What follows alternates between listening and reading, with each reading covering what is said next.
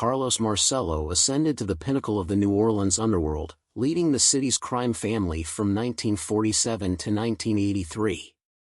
He became a significant figure in the American Mafia and is infamously linked to allegations that he, along with Santo Trafficante Jr. and Sam Giancana, conspired to assassinate President John F. Kennedy in 1963.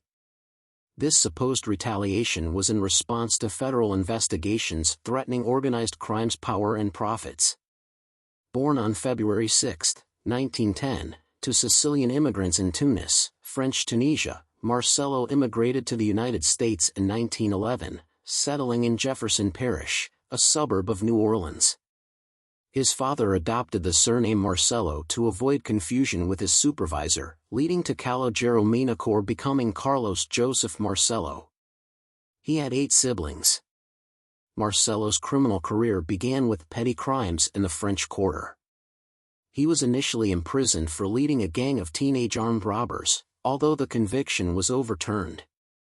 The following year, he was convicted of assault and robbery, serving 5 years of a 9-year sentence in the Louisiana State Penitentiary. In 1938, Marcello was arrested for selling over 10 kilograms of marijuana. He served less than 10 months and paid a minimal fine due to a deal with former Governor Huey Long. Upon release, Marcello aligned with Frank Costello of the Genovese crime family, aiding in the distribution of illegal slot machines in New Orleans. By 1947, he controlled Louisiana's illegal gambling network and collaborated with Meyer Lansky to skim money from New Orleans casinos. Marcello also participated in skimming from Las Vegas casinos and provided muscle in Florida real estate deals. He was appointed the godfather of the New Orleans Mafia after the deportation of his predecessor. Marcello's notoriety grew when he appeared before the U.S. Senate's Kefauver Committee in 1951, pleading the Fifth Amendment 152 times. The committee labeled him one of the worst criminals in the country.